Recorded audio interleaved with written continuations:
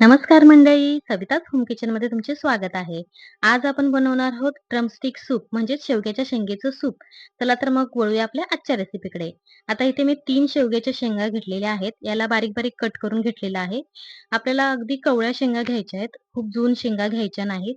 कारण की जून शेंगामध्ये कसं बी तयार झालेलं असतं. त्याच्यामुळे मग गर फार कमी मिळतो याच्यामध्ये.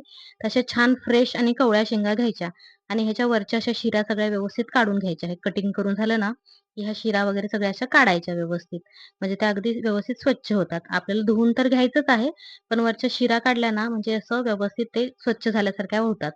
आता व्यवस्थित मी आता याला स्वच्छ करून घेते. एक 2 ते 3 वेळा चांगलं धुवून घेते. शेवग्याच्या शेंगेचं सूप जे आहे, ते बनवायला अगदी सोपं आहे. म्हणजे त्याला अगदी साहित्य सुद्धा कमी लागतं आणि अगदी कमी वेळेत तयार होतं आणि अगदीच कमी कष्टामध्ये. म्हणजे तुम्हाला अगदी खूप जास्त याला झिगझिग करायची गरजच नाहीये. एकदम कमी वेळेत तयार होतं. आता कुकरमध्ये मी ह्या धुतलेल्या आपल्या शेवग्याच्या शेंगा टाकलेल्या आहेत. आता इथे मी अर्धी वाटी मसूरची डाळ घेतलेली आहे. आपलं सूपच्या बेससाठी.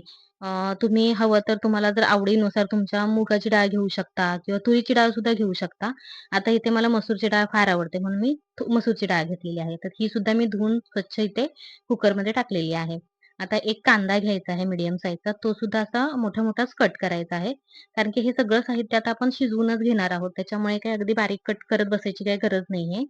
आता आपला कांदा सुद्धा कट करून झालेला आहे. तो टाकलाय आपण. आलं लसूण टाकलेलं आहे. कोथिंबीरची देठं टाकलेत. 2 मिरच्या टाकल्यात. 1 तमालपत्र टाकलेलं आहे. थोडंसं पाणी टाकून घेऊया आपण. 1 चमचे मीठ टाकलेलं आहे मी आता आणि एक अर्धा चमचा आपल्याला इथे हिंग टाकायचा आहे. तर हे सगळं साहित्य आपण आता कुकरमध्ये टाकून घेतलेलं आहे. कुकरचं आता झाकण लावून घेऊया आणि आपल्याला 2 ते 3 शिट्ट्या काढायच्यात इथे. हे सूप शरीरासाठी तर खूपच पौष्टिक आहे आणि एकदम कमी वेळात तयार होतं. आता आपण कुकर ठेवलेला आहे. एक 3 शिट्ट्या मी काढल्या त्याच्या. आता आपण आपला कुकर सुद्धा थंड झालेला आहे. आपण चेक करून घेऊया. आपलं सगळं हे आतलं साहित्य सगळं शिजलेलं आहे का? हे बघा असं मस्त शिजलेलं आहे. शेवग्याच्या शेंगा पण अगदी उकलल्यात आणि आपली जी मसूरची डाळ आहे ती सुद्धा छान अशी बारीक झालेली आहे. आता इथे स्मॅशरच्या साहाय्याने मी हे सगळं स्मॅश करून घेते. शेवग्याच्या शेंगा, डाळ, लसूण, आलं आपण जे सगळं टाकलं होतं हे सगळं आता हे स्मॅशरच्या साहाय्याने सगळं बारीक होणार आहे. सगळा गर आता ह्याच्यामध्ये उतरणार आहे. शेंगांचा सगळा गर आता आपण व्यवस्थित ह्याने स्मॅश करून घेऊया. हे बघा हे अशाच प्रकारे मी व्यवस्थित सगळं बारीक केलेलं आहे. आता एका भांड्यावरती एक जाळी ठेवूया आणि आपण त्याच्यामध्ये हे सगळं ओतून घेऊया.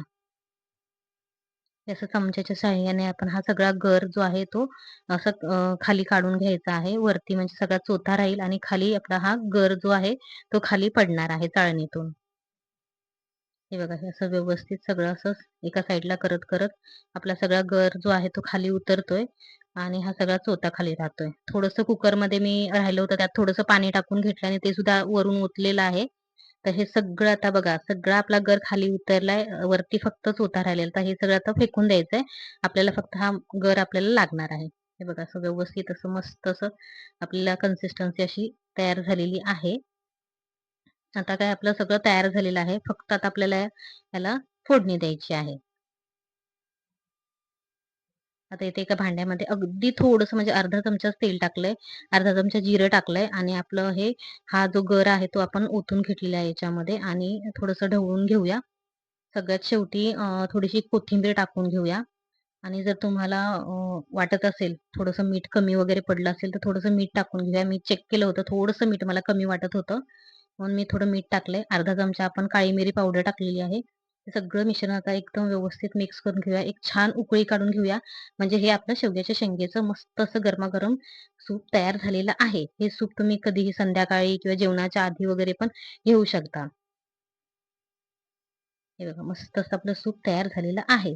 जर तुम्हाला ही रेसिपी आवडली असेल तर व्हिडिओला लाईक करा आणि अजून अशाच सोप्या आणि चविष्ट रेसिपींसाठी आपल्या चॅनेलला सबस्क्राईब करा.